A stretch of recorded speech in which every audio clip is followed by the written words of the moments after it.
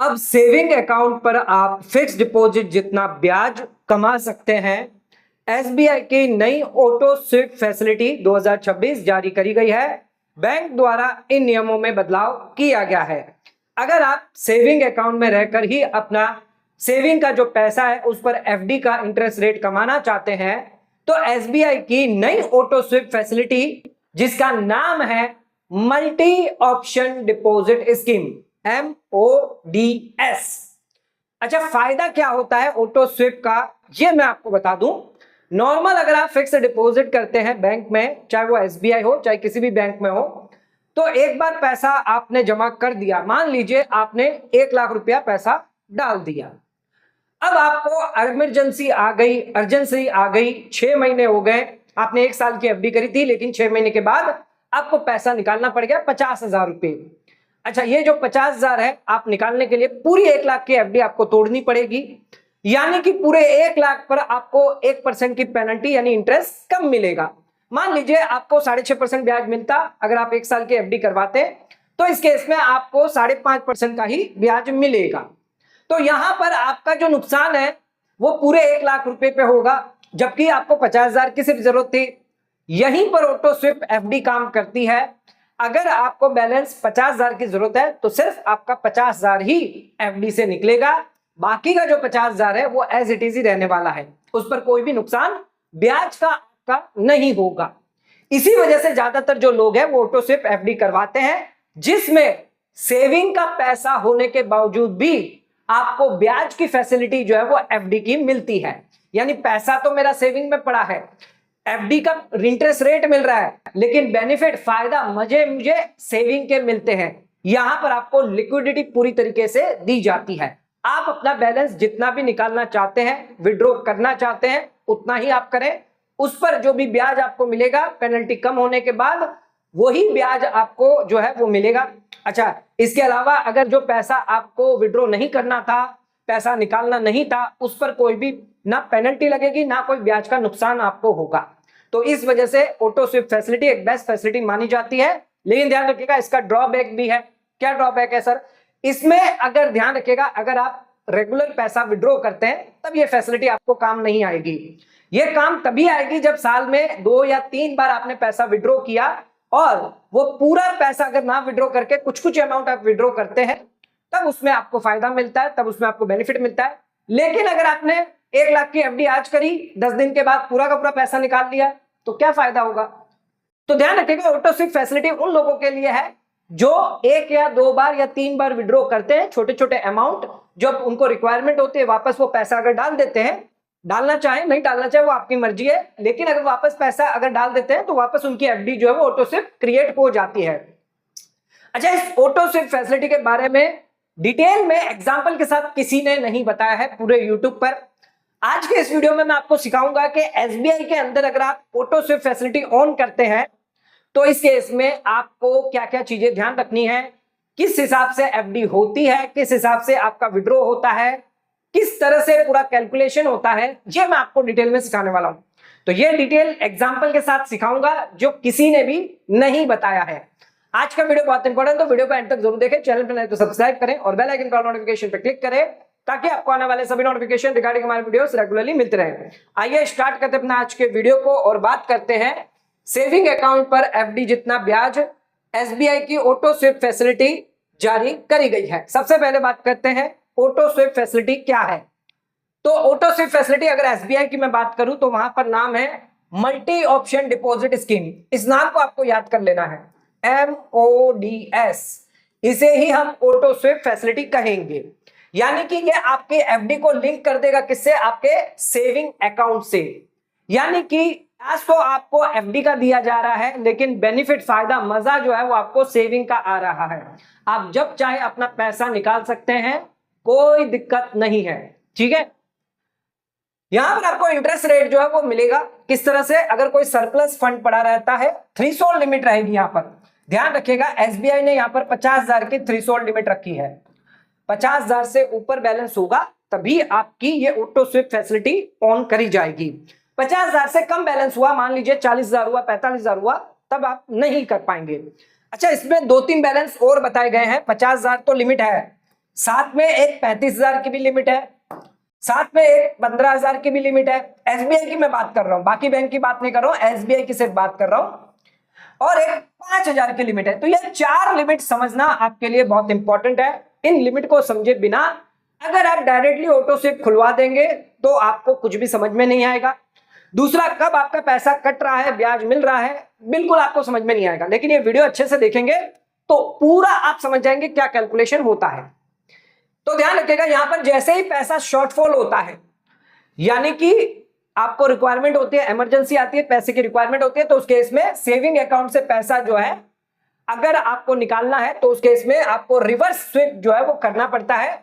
यानी कि एफडी से पैसा आपके सेविंग में जाएगा और सेविंग से फिर आप अपना खर्चा कर पाएंगे।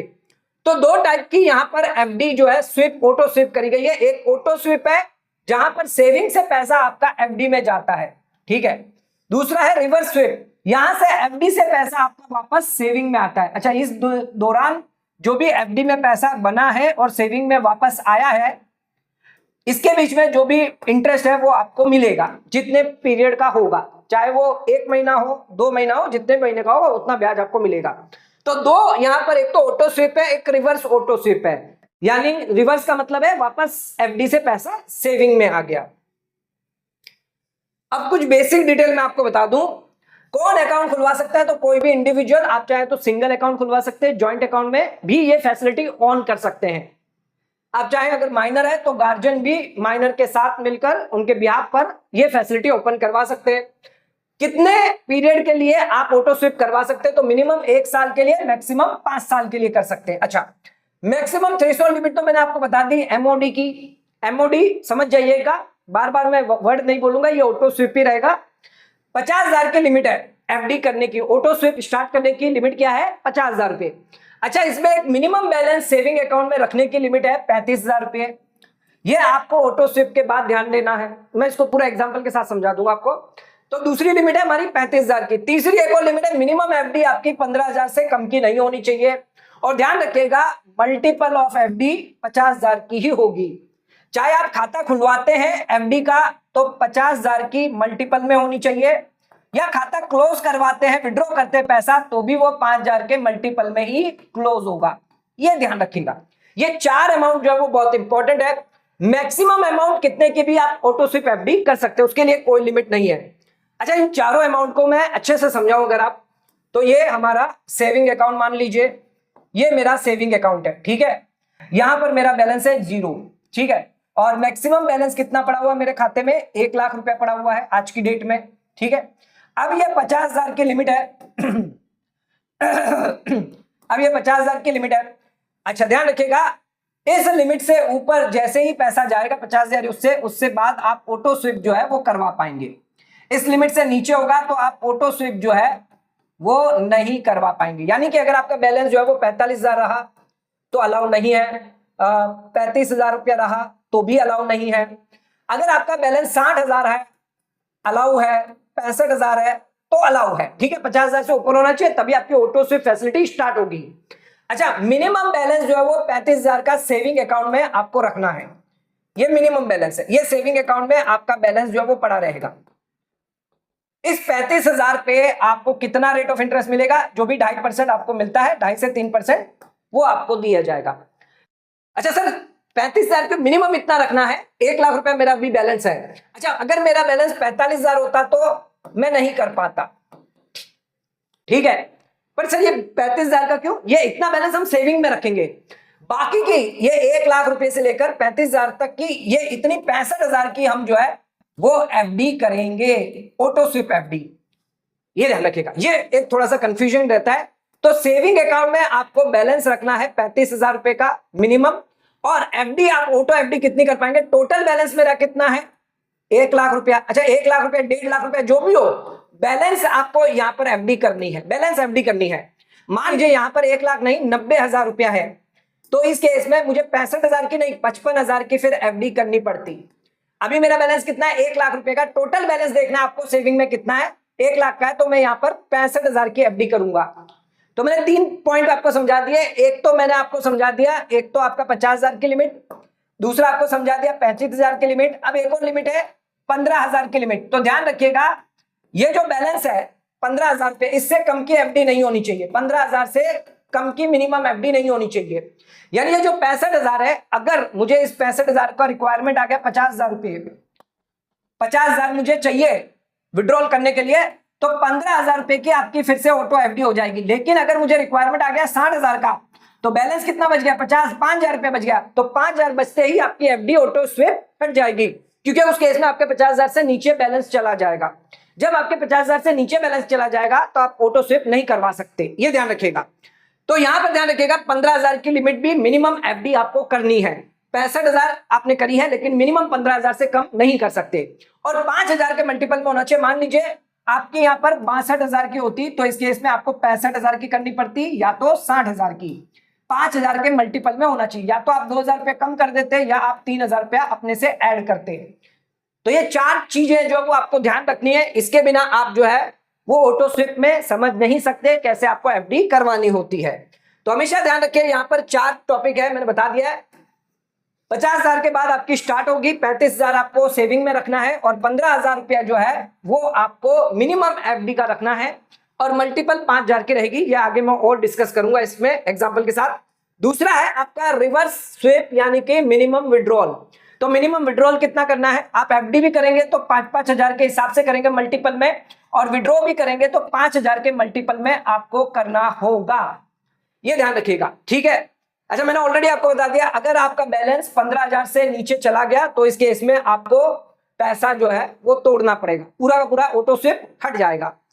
अच्छा, जो विड्रॉल मैं करूंगा यहां पर वो 5,000 के मल्टीपल में करूंगा। मान लीजिए 1, 2, 3 एफडी है, इसमें 20,000 रुपए पड़े हैं, इसमें 25,000 पड़े हैं, और इसमें 30,000 पड़े हैं। मुझे रिक्वायरमेंट कितनी है, मान लीजिए 15,000 की रिक्वायरमेंट है, तो मैं कहां से पैसा निकालूंगा। अब इसमें 2 मेथड है, एक तो है फीफो मेथड, एक है आपका लीफो मेथड। फीफो मेथड कहता है कि जो पहली एफडी बनी है उसमें से पैसा निकालिए। लीफो मेथड कहता है कि जो लास्ट एफडी बनी है उसमें से पैसा आपका विड्रॉ होगा। अच्छा, लीफो मेथड जो है वो आपका डिफॉल्ट होता है, यानी ये ऑटोमेटिक सिलेक्टेड होता है। अगर आप अपना चॉइस नहीं रखते हैं तो लीफो सिलेक्ट होगा, लेकिन आप अगर अपना चॉइस रखते हैं, बैंक को कहते हैं कि फीफो हो, तो आपकी जो पहली एफडी है उससे पैसा विड्रॉ होगा। अच्छा, विड्रॉ किस में होगा, मल्टीपल के, 5 के मल्टीपल में, 5,000 के मल्टीपल में। अगर मान लीजिए 15,000 है तो इसमें से 30,000 में से 15,000 जाएगा, बाकी का जो 15,000 है उस पर आपको एफडी का ब्याज मिलता रहेगा। मान लीजिए 18,000 रुपए मुझे विड्रॉ करने हैं, तो उसके इसमें 18,000 नहीं कर पाऊंगा, मैं 20,000 कर पाऊंगा। तो ये तीसरे वाले में से 30,000 में से 20,000 गया, तो 10,000 रुपए मेरा एफडी चलता रहेगा, 20,000 में पैसा सेविंग में डाल के खर्च कर सकता हूं। तो इस तरह से विड्रॉल जो है वो आपका होता है। थोड़ा सा आपको जो है वो समझ में नहीं आएगा तो एक बार वीडियो आप वापस देखेंगे तो आपको समझ में आ जाएगा। तो ये तो हमारी बात हो गई। अब मैं आ जाता हूं एग्जाम्पल पे। इस एग्जाम्पल से तो आपको 100% समझ में आ जाएगा। सेविंग अकाउंट का ओपनिंग बैलेंस है, हमने 1 लाख रखा था एग्जाम्पल में, अब हम रख रहे हैं 6 लाख रुपया।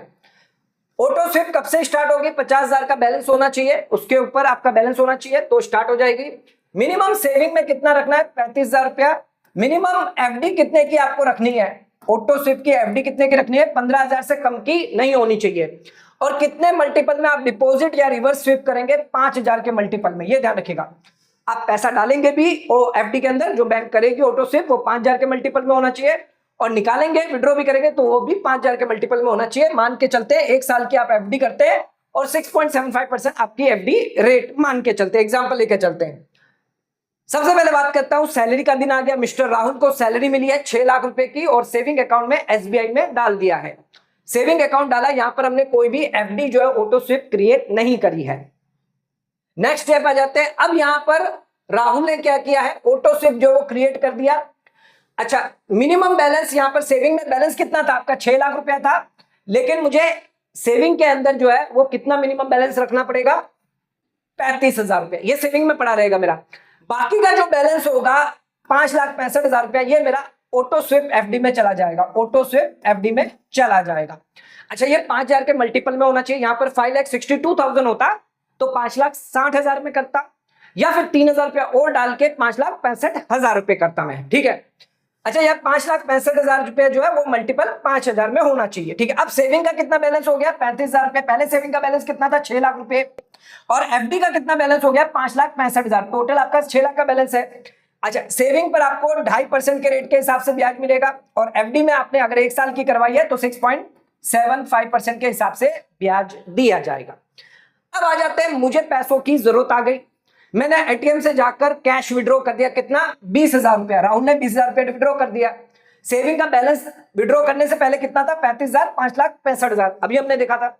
अच्छा, एटीएम से पैसा विड्रॉ किया 20,000 रुपया, अब बैलेंस क्योंकि ऑलरेडी सेविंग में पड़ा था तो मुझे एफडी से करना नहीं पड़ा, ये ध्यान रखिएगा। अगर सेविंग में बैलेंस पड़ा हुआ है मेरे पास तो एफडी मुझे तोड़ने की जरूरत नहीं पड़ेगी। तो 35,000 में से 20,000 गया, यानी बैलेंस कितना बचा, सेविंग का 15,000, एफडी का उतना ही अभी है 5,65,000 रुपए। यहां पर मुझे अभी भी रिवर्स स्विप नहीं करना पड़ा, रिवर्स स्विप यानी एफडी से पैसा जो है वो सेविंग में नहीं डालना पड़ा, हमने अभी तक ऑटो स्विप करके रखा हुआ है। नेक्स्ट आ जाते हैं, अब राहुल को और पैसे की जरूरत पड़ गई, रेंट देना पड़ा 50,000 रुपया। अब यहां पर देखिएगा, सेविंग में मेरा बैलेंस सिर्फ 15,000 रुपया, जबकि मुझे चाहिए कितना, 50,000 रुपया, यानी शॉर्टेज कितनी हो रही है, 35,000 रुपए की। 35,000 रुपए मुझे ऑटो स्विप एफडी से जो है वो लेने पड़ेंगे, ठीक है। 35,000 है, 5,000 के मल्टीपल में ही है, तो 35,000 में से 35,000 रुपए मैं कम कर दूंगा। तो सेविंग से 15,000 का बैलेंस पहले था और ये बैलेंस पहले था। अच्छा, जैसे ही मैं एमओडी से यहां पर 35,000 ट्रांसफर करूंगा, सेविंग का बैलेंस कितना बढ़ जाएगा, 50,000 रुपया हो जाएगा। एमओडी का बैलेंस माइनस 35,000 कर दूंगा तो यहां पर आपका 5,30,000 रुपया आ जाएगा। अच्छा, ये जो सेविंग का बैलेंस था आपका 50,000, इससे मैंने रेंट का पेमेंट कर दिया, तो ये आपका सेविंग का अब बैलेंस हो गया 0 और एफडी का जो बैलेंस है ऑटो स्विप का, उसका हो गया 5,30,000 रुपया। तो इस तरह से यहां पर आपका बैलेंस जो वो कम होता जाएगा। अच्छा, जितने पीरियड के लिए आपने बैलेंस रखा है एफडी में, उतने पीरियड का आपको जो है इंटरेस्ट मिलेगा, ठीक है। अच्छा, इसमें भी ध्यान रखिएगा, मान लीजिए आपने 1 साल की एफडी करवाई थी 6.75% के रेट में, लेकिन आपने सिर्फ 3 महीने तक ही एफडी में पैसा रखा, तो 3 महीने के हिसाब से 4% का रेट है, उसमें से यहां पर आपको पेनल्टी लगेगी 1% जो भी आपकी लगेगी, 3% के हिसाब से आपको जितने भी नंबर ऑफ डेज होंगे 3 महीने के हिसाब से ब्याज दिया जाएगा, वो अलग से हम कैलकुलेट करेंगे। अभी हम बता रहे हैं बैलेंस किस तरह से आपका जो है वो ट्रांसफर होता है। नेक्स्ट, राहुल ने फिर ऑनलाइन शॉपिंग कर ली 18,000 रुपए की। अब हम बात करें तो राहुल के पास सेविंग अकाउंट में 0 बैलेंस है, क्योंकि हमने ऑलरेडी पैसा जो वो रेंट में दे दिया है 35,000 रुपए, 35,000 प्लस सेविंग का 15,000, तो 50,000 दे दिया। अब यहां पर 18,000 की शॉर्टेज पड़ रही है। अच्छा, 18,000 मल्टीपल ऑफ 5,000 में नहीं है, तो हमें मल्टीपल करना पड़ेगा रिवर्स के लिए। तो हम पैसा कितना विड्रॉ करेंगे एफडी से, यहां पर रिक्वायर्ड तो 18,000 है, लेकिन 20,000 करना पड़ेगा क्योंकि ये 5,000 के मल्टीपल में रखना है। यहां पर सेविंग में बैलेंस कितना पड़ा रहेगा, 2,000 रुपए, क्योंकि 18,000 तो मैं शॉपिंग के लिए पेमेंट कर दूंगा। तो ट्रांजेक्शन में जैसे ही करूंगा, सेविंग में बैलेंस कितना पड़ा रहेगा, 2,000 रुपए। एमओडी में कितना रहेगा, एफडी में कितना रहेगा, 5,30,000 था, 20,000 और कम कर दिया, 5,10,000 हो गया। तो ये बैलेंस अभी आपका चल रहा है। अच्छा, और जरूरत पड़ेगी 7,000 के इलेक्ट्रिसिटी बिल की, 2,000 तो बैलेंस पड़ा था, तो 5,000 में और निकाल लूंगा, तो 5,000 में जो है वो एफडी से ब्रेक कर लूंगा। 2,000 रुपए मेरे पास पड़ा था, टोटल 7,000 हो गए। 7,000 का पेमेंट करने के बाद सेविंग का बैलेंस हो गया मेरा 0 और एफडी का बैलेंस कितना हो गया, 5,05,000 रुपये। नेक्स्ट आ जाते हैं, अब मुझे क्रेडिट कार्ड का पेमेंट करना है 72,000, तो यहां पर राहुल ने क्रेडिट कार्ड का पेमेंट किया। अब 72,000 5,000 के मल्टीपल में तो है नहीं, तो मुझे 72,000, अच्छा बैलेंस कितना है, 0 है अभी सेविंग का, तो 75,000 रुपए मुझे विड्रॉ करने पड़ेंगे। 72,000 इसमें से मैं जो है वो क्रेडिट कार्ड का बिल का पेमेंट करूंगा, बाकी का जो 30,000 है वो बैलेंस बन जाएगा सेविंग अकाउंट का। तो सेविंग में बैलेंस कितना हुआ, 3,000 रुपए। अच्छा, मेरा कितना पहले था एफडी में, 5,05,000 रुपए, उसमें से मैं अगर 75,000 कम कर दूं तो यहां पर एफडी का बैलेंस कितना बच गया, 4,30,000 रुपए। तो इस तरह से आपका जो बैलेंस है वो कम होता रहेगा। इस पर इंटरेस्ट भी मैं कैलकुलेट करके आपको बताऊंगा। तो पहले मैंने रेंट का 30,000 रुपए निकाला एफडी से। अच्छा, पहले जो स्टार्टिंग में जो पहले था एटीएम से विड्रॉ किया था, वो 20,000 रुपया जो था वो सेविंग से ही हो गया था, तो उसको आपको कंसिडर नहीं करना है। एफडी से कितना आप निकाल रहे हैं वो कंसिडर करना है। शॉपिंग से मैंने 20,000 रुपए निकाला, फिर इलेक्ट्रिसिटी का पेमेंट करने के लिए 5,000 निकाला क्योंकि 2,000 का ऑलरेडी बैलेंस था। क्रेडिट कार्ड का 75,000 रुपये पूरा मैंने निकाल दिया। टोटल मैंने एफडी कितने की हटाई, 1,35,000 की, जबकि करी कितनी थी मैंने, 5,65,000 की, 1,35,000 गया तो 4,30,000 का ही तो बैलेंस मेरे पास लास्ट बचा था। अब आ जाते हैं यहां पर बात करते हैं, ये 4,30,000 रुपए जो है इसको मैंने पूरा 1 साल तक कंटिन्यू रखा। ये प्रिंसिपल जो पैसा पड़ा था 4,30,000 पूरा 1 साल तक मेरा कंटिन्यू रहा। तो मैच्योरिटी के बाद मुझे कितना ब्याज मिलेगा, अगर मैं 6.75% रेट देखूं 1 साल के लिए, 4,30,000 पे, पूरा का पूरा 29,000 रुपये मिलेगा। तो टोटल मुझे सेविंग में कितना क्रेडिट होगा? 4,59,000 समथिंग हो जाएगा। तो ये तो मैंने बात कर ली 4,30,000 के बैलेंस की, लेकिन जो 1,35,000 का बैलेंस था उस पर मुझे कितना ब्याज मिलेगा, जो उसको मैंने एफडी करवाई थी ना ऑटो स्विप, लेकिन मैंने विड्रॉ कर लिया था बीच में ही, तो उस पर क्या ब्याज मिलेगा आइए जानते हैं। अब ये ब्याज का कैलकुलेशन है। तो देखो 5,65,000 पे जब मैंने एफडी करवाई थी, जैसे ही दिन करवाया था, पहला दिन था, उसमें तो नहीं मिलेगा। अब मैंने 35,000 विड्रॉ किया, तो ये 35,000 जो मैंने 90 दिन तक रखे थे, ठीक है, एफडी के अंदर।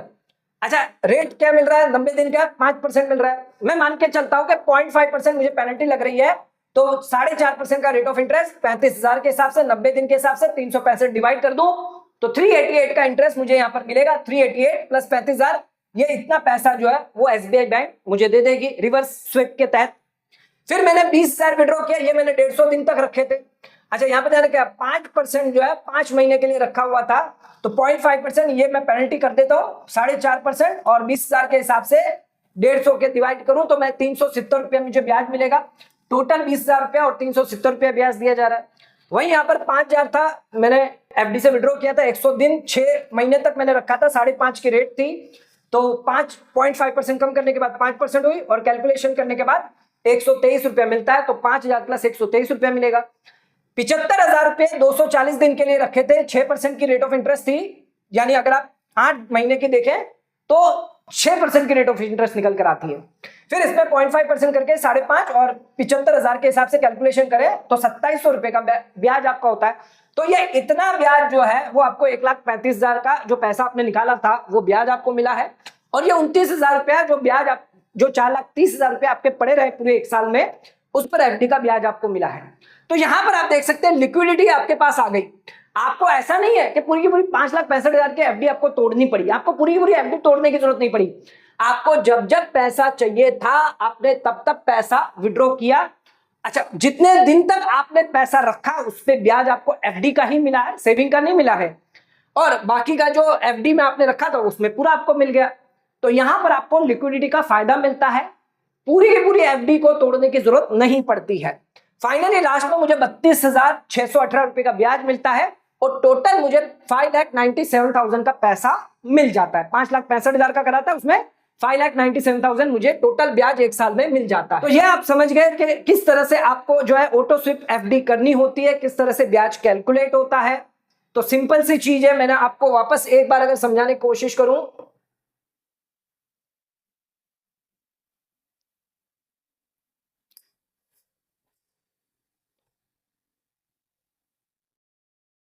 तो प्रॉपर एक बार सिंपल सा समझा देता हूं मैं वापस आपको, कैसे आपको करना है। जीरो बैलेंस है ये आपका सेविंग अकाउंट का, ये 35,000 रुपया आपको मिनिमम रखना है। 50,000 के ऊपर ही आप ऑटो स्विप एफडी करवा सकते हैं, 50,000 के नीचे नहीं करवा पाएंगे। और 1 लाख का अगर आपका बैलेंस है तो ये जो 65,000 रुपया है इसका ही आप जो है वो ऑटो स्विप एफडी करवा सकते हैं। यानी 35,000 पर आपको मिलेगा 3% जो भी 2.5% के रेट ऑफ इंटरेस्ट, और ये 65,000 पर आपको मिलेगा 6.75% का इंटरेस्ट। अच्छा, अब जैसे ही आपको जरूरत पड़ती है, मान लीजिए 35,000 में से 20,000 की जरूरत पड़ गई, तो आपका बैलेंस यहाँ पर हो गया 15,000 रुपया, ठीक है। लेकिन अभी आपने इसको नहीं छेड़ा है, फिर आपको और 50,000 की जरूरत पड़ गई, तो यहाँ पर 15,000 का बैलेंस गया, प्लस 35,000 माइनस हो गया, तो ये आपको माइनस जो है 35,000 इसमें से करना होगा, 65,000 माइनस 35,000 करना होगा, तो कितना बच गया आपका 30,000 रुपया। अच्छा, ये अभी भी 15,000 से कम नहीं है, आप और कितना विड्रॉ कर सकते हैं। अगर आप 15,000 करोगे और विड्रॉ तो कर पाओगे, फिर आपका 15,000 रहेगा, ठीक है, 15,000 बैलेंस पड़ा रहेगा। अब अगर आप चाहते हो कि 30,000 नहीं, मैं 20,000 करना चाहता हूं, 30,000 में से 20,000 करना चाहता हूं, तो जैसे ही आपका बैलेंस 10,000 रहेगा एफडी का, अगर यहां पर रहा 15,000 तो इस केस में आप ऑटो स्विप कर पाएंगे, लेकिन यहां पर जैसे ही रहा नहीं कर पाएंगे, पूरा का पूरा बैलेंस आपका सेविंग में ट्रांसफर हो जाएगा। तो ये है आपकी ऑटो स्विप एफडी, जिसको आपको कैलकुलेट जो है वो इस तरह से करना है अगर आप एसबीआई में फिक्स डिपॉजिट करवाते हैं। अब कुछ और छोटी मोटी बातें मैं आपको बता दूं, फिजिकल कॉपी आपको नहीं दी जाएगी, भूल जाइएगा। नॉर्मल केस में आपको एफडी की रिसिप्ट दी जाती है, यहां पर नहीं दी जाएगी, क्योंकि बार बार आपके एफडी बनेगी, फिर रिवर्स स्विप होगा तो नहीं मिलेगा। इंटरेस्ट आपको क्वार्टरली दिया जाएगा और कंपाउंडेड होगा। ध्यान रखिएगा, पैसा आपको विड्रॉ करना है तो पूरा का पूरा एफडी तोड़ने की जरूरत नहीं है, जितना अमाउंट की रिक्वायरमेंट है उतना पैसा आप विड्रॉ कर सकते हैं। जो भी आप विड्रॉ करेंगे उस पर आपको जो भी ब्याज होगा उस पीरियड तक दिया जाएगा। अच्छा, प्री मैच्योर पेनल्टी आपको लगेगी, कितनी लगेगी वो भी मैं आपको बता देता हूं। और रिमेनिंग बैलेंस जो होगा, जो मैंने आपको बताया था 4,30,000 रुपया, उस पर आपको ओरिजिनल इंटरेस्ट रेट जो 6.75% था वो आपको मिलेगा। अच्छा, ध्यान एग्जांपल बताता हूं। मान लीजिए 1,00,000 रुपया है, तो 20,000 रुपया जो है वो 2 साल के बाद आपने प्रीमेच्योर विड्रॉ करवा लिया, तो इस 20,000 पर 2 साल का ही ब्याज मिलेगा, बाकी का 80,000 रुपया आपको पूरा 1 साल का ब्याज यानी 5 साल का ब्याज जो वो दिया जाएगा। प्रीमेच्योर विड्रॉल है या लोन है, ओडी है। अच्छा, आप चाहे तो ओडी भी करवा सकते हैं। अगर आप ऑटो स्विप नहीं करवाना चाहते हैं तो ओडी करवाएंगे तो वहां पर आपको लोन की फैसिलिटी मिल जाती है। अच्छा, जो सीनियर सिटीजन है उनको एडिशनल इंटरेस्ट रेट का फायदा मिलेगा, लेकिन सुपर सीनियर सिटीजन को कोई एडिशनल इंटरेस्ट रेट का फायदा नहीं मिलेगा, यानी सीनियर सिटीजन के मुताबिक उतना ही मिलेगा, एक्स्ट्रा कुछ भी 0.10 नहीं मिलेगा। प्रीमेच्योर पेनल्टी की बात करूं तो 5 लाख तक का डिपॉजिट है तो 0.5% की पेनल्टी सभी टेन्यूर पर लगेगी, और 5 लाख से ज्यादा है तो 1% की पेनल्टी लगेगी। मिनिमम टेन्यूर यहां पर ध्यान रखिएगा, कोई इंटरेस्ट नहीं है 7 दिन से पहले अगर आपने पैसा निकाल दिया। अगर आपने 3, 4, 5 दिन में पैसा निकाल दिया कोई ब्याज आपको नहीं मिलेगा। लोन ओवरड्राफ्ट बात करूं तो 90% से लेकर 95% तक आपको लोन मिल जाता है। मिनिमम 5,000 का, मैक्सिमम 5 करोड़ तक का लोन मिल जाएगा। एफडी इंटरेस्ट प्लस 1% एक्स्ट्रा ब्याज आपको देना होगा। ध्यान रखिएगा, डेली बेसिस पर रिड्यूसिंग बैलेंस पे आपको ब्याज जो है वो देना पड़ सकता है। नॉमिनेशन, मैच्योरिटी और टीडीएस की बात कर लेते हैं। तो नॉमिनेशन ध्यान रखिएगा, अगर आपने जो सेविंग अकाउंट है वहां पर नॉमिनेशन करवा के रखा है तो उस केस में आपका ऑटोमेटिक जो है वो एफडी में भी, ऑटो स्विप एफडी में भी नॉमिनेशन हो जाएगा। यहां पर आपको अलग से करने की जरूरत नहीं है, आप चाहें तो नॉमिनेशन चेंज कर सकते हैं। मैच्योरिटी की मैं बात करूं तो पार्शियल विड्रॉल हमने जो बीच बीच में किए थे वो एक तो वो मैच्योरिटी होगी आपकी, दूसरी जो रिमेनिंग बैलेंस आपने मैच्योरिटी तक रखा है वो आपका रहेगा। तो 1 साल का है तो 1 साल का मान के चलिए, बाकी अगर बीच में प्री मैच्योर विड्रॉल करते हैं तो वो भी आपकी मैच्योरिटी मानी जाएगी। टीडीएस 194A के अंदर 10% लगेगा, पैन नहीं है तो 20%। और ध्यान रखिएगा थ्रेशोल्ड लिमिट 50,000 और 1 लाख की है, इसके ऊपर गया तो उस केस में टीडीएस काटा जाएगा। इंटरेस्ट इनकम चाहे सेविंग का इंटरेस्ट हो, एफडी का इंटरेस्ट हो, इनकम फ्रॉम अदर सोर्सेस में टैक्सेबल किया जाएगा, और जो भी न्यू रिजीम है उसके हिसाब से स्लैब रेट के हिसाब से टैक्स किया जाएगा। टीडीएस बचाना चाहते हैं तो फॉर्म 15G/H या 121 बैंक में जमा कर सकते हैं। 80TTB का इंटरेस्ट का फायदा आप ले सकते हैं, 50,000 रुपए तक का बेनिफिट ओल्ड रिजीम में मिल जाता है, सेविंग, एफडी, आरडी, इंटरेस्ट सभी पर। तो ऑटो स्विप एफडी अगर आप एसबीआई में करवाते हो तो ध्यान रखिएगा एफडी के ब्याज का मजा आप सेविंग का ले सकते हैं, यानी एफडी के ब्याज का मजा आप सेविंग के बेनिफिट उठा सकते हैं। सेविंग के अकाउंट के अंदर जो लिक्विडिटी आपको मिलती है वो आप ऑटो स्विप में बेनिफिट ले सकते हैं। आज का वीडियो अगर आपको पसंद आया तो वीडियो को लाइक, शेयर, सब्सक्राइब करना ना भूलें। वीडियो को ज्यादा शेयर करें ताकि और लोगों तक इसकी नॉलेज पहुंच सके। आज का वीडियो समाप्त करते हैं, धन्यवाद।